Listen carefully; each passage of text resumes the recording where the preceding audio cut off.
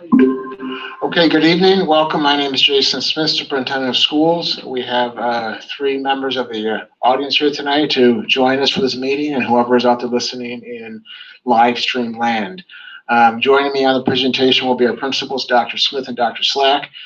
We have a very short presentation to update you on some slight modifications to our reopening plan that came out from some changes from last month. So I want to just share with you some slides that will highlight the changes.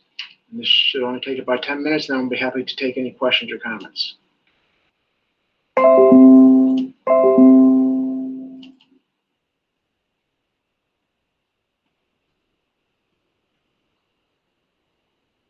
Okay, so the reason we're here is before districts can make changes to the reopening plan, there has to be opportunities for parent feedback and staff feedback. This new guidance came out about a month or so ago. Part of the guidance that had come out had not required face mask use during the school day, except for face mask rest periods and breaks. So the other piece that came out of the plan was to allow students or allow schools to go down to 3 feet instead of 6 feet with some exceptions. So we need to make a change to our plan, due in part that students in the cafeteria, as they eat now, sit behind barriers. Those barriers are no longer allowed, they're no longer recommended, and instead students need to be 6 feet apart in the cafeteria when they're eating. So that necessitated some changes to our plan, and you'll see why in a minute, why we had to make those changes. So it really comes down to stopping using the barriers in the cafeteria and then leading into 3 feet in some classrooms. So the background here, the key points for us, the relevant points for us, is that students must now remain 6 feet apart when eating lunch. As they eat lunch right now, if you were to walk into our school cafeteria, they are sitting at the cafeteria tables with no mask on. Every student is sitting behind a barrier, or in some cases they eat outside, which gives us some more loosening of the restrictions. Prior regulations allowed for use of the different barriers. We also use those in the classrooms as well, in some classrooms, but because of this latest change that came out 2 or 3 weeks ago, we can no longer have students sit behind the barriers in the cafeteria. And the other piece that has implications for our district is we can now have students sit 3 feet apart in some classrooms with some exceptions. And I'll tell you what those exceptions are in a minute. So that's the background. It's about a 19-page document that's on the health website, but these are the main points that apply to our district. So here are the implications for us. At the secondary level, grades 7 through 12, we must remain at 6 feet. Even though it says we can go down to 3 feet, we must remain at 6 feet, and here's why. Our infection rate in the region is not low enough to go down to 6 feet. That's not true in the K-6 world. It is true in the 7-12 world. So unless the infection rate falls below for every 100,000, we have to be at 100 or less. We're not there yet. We're not even close to being there yet. So there's no way the high school can go down to 6 feet with a threshold. Last time I checked, it was about like 3%. It's high. It's one of the higher ones in the state in the Finger Lakes region. However, what the research has found is that the infection rate is less likely to transmit in younger students. So therefore, we can go down to 3 feet in grades pre-K through 6, as what I just said here, okay? The fourth point, as I said before, the use of barriers in the cafeteria are no longer allowed, they're no longer recommended, which means that we have to go to 6 feet in the cafeteria, which call for some changes in our scheduling and assignments in the cafeteria.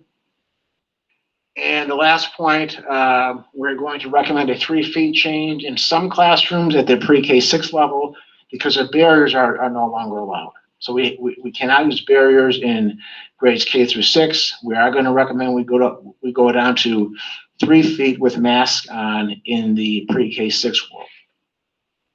Let's talk 7 through 12, and Dr. Slack's going to share with you his plan for 7 through 12 lunches. Again, the background here is we have students sitting behind barriers in the cafeteria that has to stop. and we're making plans to make that stop. So Dr. Slack? Yes, thank you. And due in large part to some of the changes to the elementary lunch schedule, the secondary lunch schedule is impacted only minimally.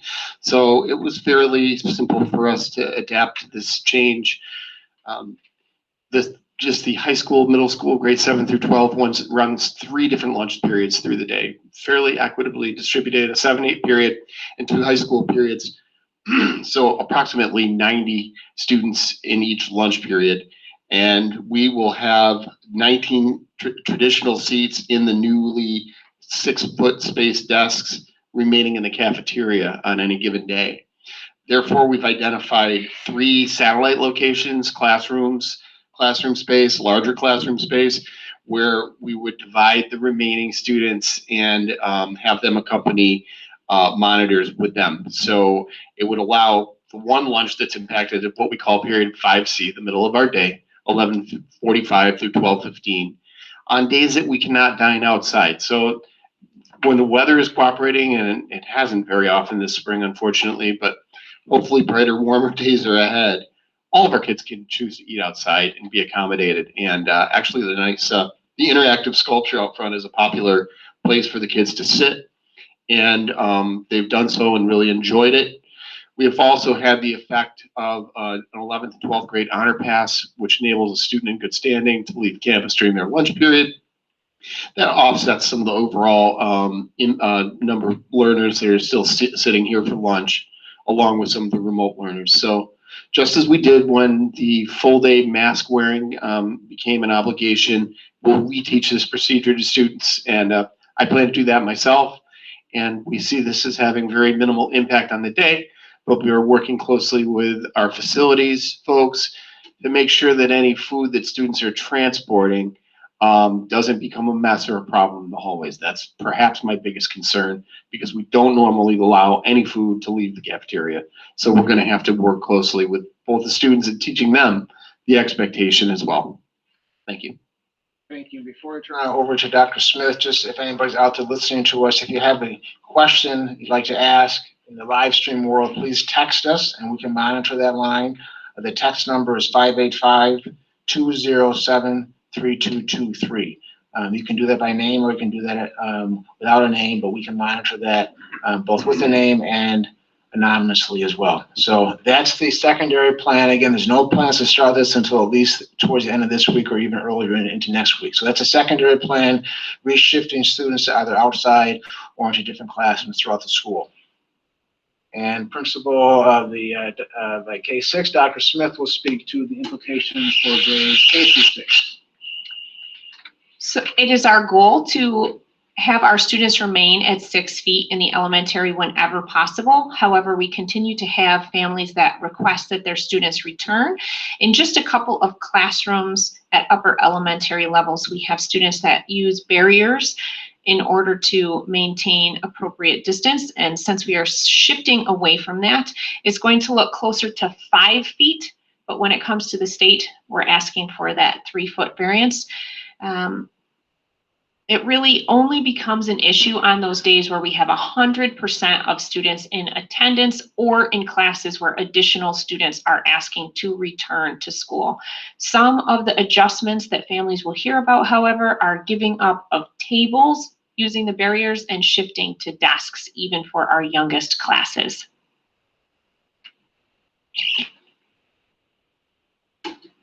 So those are essentially the 2 changes based on the new guidance that has come out.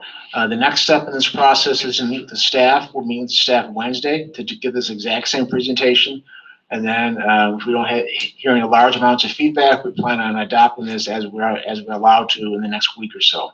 I'll give out the text number again, 585-207-3223, to text us with any questions. Alyssa's monitoring that for us. And at this point, we'll stop and take questions from anybody in the crowd here.